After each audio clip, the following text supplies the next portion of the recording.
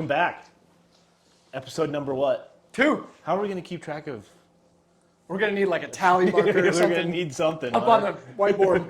Like in September when we've done like 40 of these, we're going to be like, oh, God. We're not going to know any idea what episode we're on, but Episode 2, here we are. here we are. We got 4 segments today for you. We got Tour Talk, Fairway Chronicles, Swing Stories, and GCSA versus PGA. Yeah, like a little professional organization spotlight there at the end, which we think is important for our subscribers and people that follow us. So we'll do that. We wanted to break it down into 4 different segments on advice from some of the feedback we got from our previous viewers, episode number 1. Yep. So hopefully that'll kind of split it up pretty good for everybody that's watching and listening to us. And Sweet. let's dive right in, dude. Let's head to Tour Talk. Tour Talk. This week we got the AT&T Pro-Am, right? We sure do. Going on right now. First round was today. Yeah, first round's right now. Aaron Rodgers, the winner from last year, gets 4 strokes. Did he get 13 last year or 10 last year? I think he got 10. He got 10 strokes. So he had 6 strokes shaved off from one year to the next. Poor guy. Did you see he had his surgery, and then he came back the first round he played, he made a hole-in-one? Did he really? Oh, yeah, at Wynn National, or at Wynn, right? Yeah, I don't know where it was. I think it was where they've been playing the matches like the AT or the TNT matches and stuff. Yeah. What a chump, dude. He's just an athlete, really. He is. At the end of the day, he's just an athlete. I know. I mean, that's pretty sweet to have surgery on your Achilles and then like even threaten to come back to play football for the season and then get a hole-in-one on like a retired Achilles. Golf. Yeah. Like, golly, that's just unreal. Good for him. Yeah, good for Aaron Rodgers. So yeah, we got AT&T Pro-Am this week, which we talked a little bit about last time. Yeah. So who's your pick? for the Pro-Am this week? Obviously, when this comes out, it'll be over. So Yeah, you guys can laugh at us because we got the answer wrong. But dude, I don't know. I don't even know who's playing this week, really. I'm not going to make a pick this week. I will say I'll make a pick for the Waste Management. Okay, let's go there then. Let's go to the Waste Management. Let's jump to that. It's going to be next week. Always a big field. Always a really cool tournament. And for a lot of the guys out there, it's their favorite event of the year, which is cool. Who's your pick? I'm going Scotty Scheffler. For the Waste Management? Yeah. He won last year, no? Yeah. Okay, back to back. Back to back for Back to Scotty. back. It's the start of the season for him, and I think he's just going to roll with it. I'm going to make a bold prediction. All right. Are you ready? Go out on a limb. Nick Dunlap. Why did I know that was coming, dude? I'm surprised you're not taking him this week and next week and every week after that. Well, I just like the guy, man. I mean, it's hard to not like him, Yeah, right? So, I mean, to win an event at that young of age, and yeah, I'm pulling for him. I hope he wins. this is going to be different for him, though, because like I don't think at any college tournament that he ever played in or anything like that, he's going to have an environment that is the Waste Management Phoenix Open. Yeah. Especially once we get to hole 16. Oh my I want to gosh. see his first tee shot when he plays 16 on Thursday. I just hope he doesn't shank it or something. He might kill somebody in the crowd, dude. Yeah. So yeah, we got Waste Management coming. So we got our picks there. You want to hit on the PGA Tour, the big news there? Yeah. So they announced a program that allows their players to have equity in the company, I believe. Right. I don't know the full scope behind it. I just kind of saw the Instagram post. But it's super interesting that they're allowing those kind of things because when you look at Live Golf, all of their players have equity in the teams that they run, Sure. I think. And then it's kind of separate with the actual events. But with the PGA, they're going to allow the players to have some equity actually in the company, which I think is really cool. Right.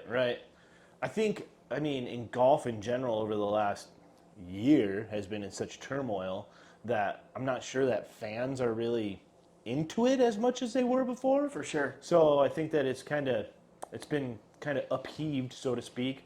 But I think it's been eventually it'll be for the good because the PGA Tour has this increase in money, which maybe the fans aren't very big fans of. But at the end of the day, this is what I saw Max Homa kind of tweet out. At the end of the day, the group that bought in, they're in the business of making money, but it's just going to make things better. It's just going to they're not going to be okay with losing fans and losing out on money. Sure. So they're going to have to make the product better, and it's just going to escalate things. So yeah. At the end of the day, I mean, the more money you're going to put into something, the better it's probably going to be. Right. So, And the guys are going to have a lot more to play for. So they're going to be, grinding over all of their shots. Heck yeah. And they're going to be wanting to play in more tournaments too, I would think. You'd hope so.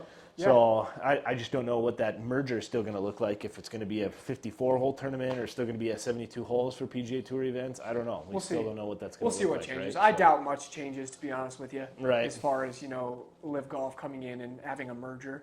But yeah, we'll see what happens, I guess. It's still, there's still a lot of unsettled in it. So yeah, we can talk about it as it comes. That's 'cause right. It's all going to develop while we're doing our show. There we go. This is my favorite news of the week. Full Swing Season 2 announced. I cannot wait. March 6th. There was so much drama last season, Right. And then for them to have even renewed for a season was great. Yeah. And they got everything with the Live and PGA Tour drama. Yep. Oh my gosh. Yeah. This is going to be must-see TV. It sure will. And I mean, they announced 8 of the 13 players that are in it, and the only Live golfer, I believe, that was in that 8 players was DJ, Okay. which is interesting to me.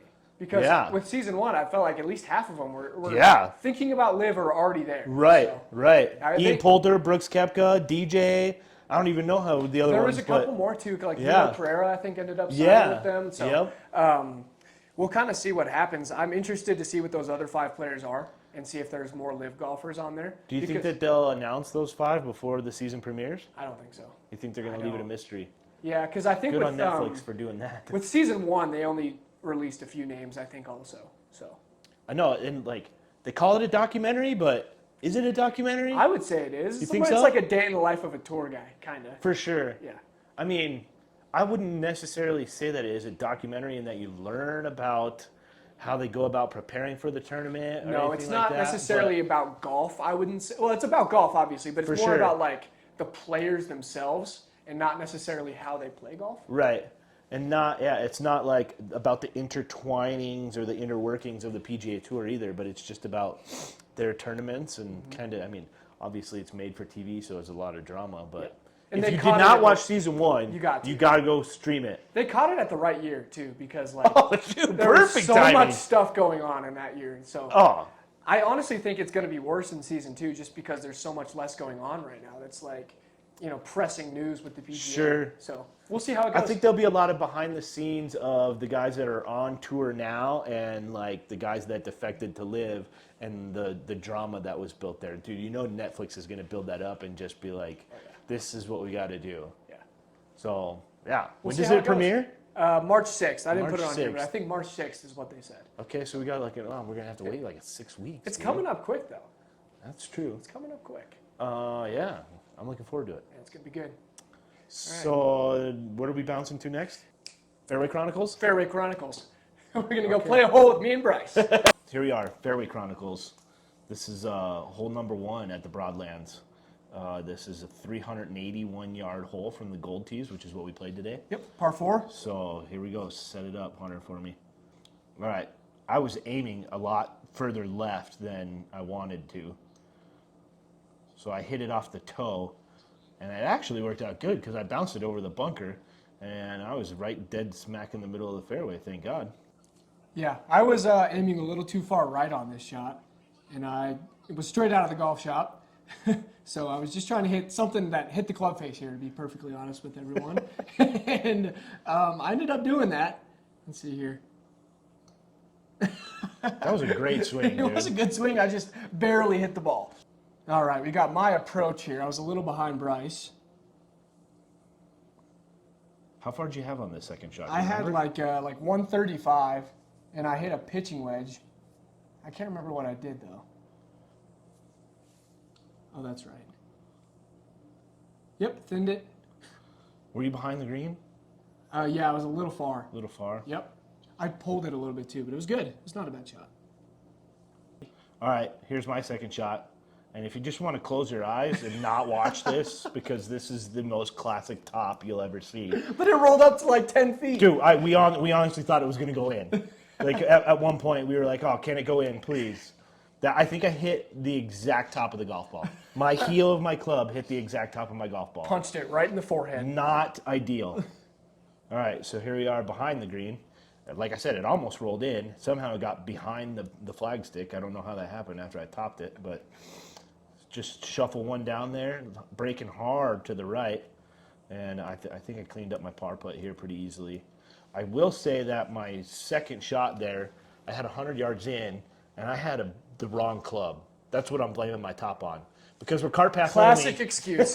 We're cart path only right now, and I was on the left side of the fairway, and the cart's on the right side of the fairway. That's funny. I'll give it to you. Good excuse. Yep, so I pulled mine way left, and I had like 35 feet for birdie probably.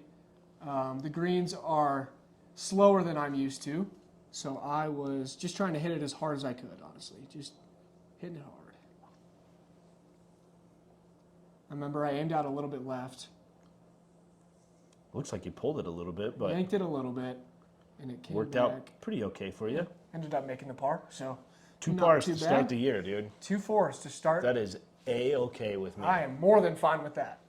I'll take a 4 on every hole. And we're back Yeah, right. from Swing Chronicles, or Fairway Fairway Chronicles. Chronicles. I can't get that freaking name right. What are we calling this one? Swing Stories. Now we're going to head into Swing Stories, where All right. we analyze a certain someone's swing. We don't know who it is yet, though. That's right. Yeah. They're going to remain anonymous. Remain Maybe. anonymous We're until not quite sure yet. we're done. All right, let's do it. All right, here we are So, at the range at the Broadlands. this certain someone is setting up to the golf ball. Let's actually start with down the line here. I like down the line So better, we yep. can see this. So the thing this certain someone does in their swing is they've got good posture, right? I like that, yeah. And then as they bring it back a little to the inside, Yep, get yep. to the top. Looked like he was on plane at the top, though. On Like, plane to the top, but then look what happens here. boom. Yeah. That was a great swing. A great swing. So if we draw a line here, you can see what we're looking for. So he brings it back good. Oh, look at that. And then as he comes down, we're just a little over the top of the plane.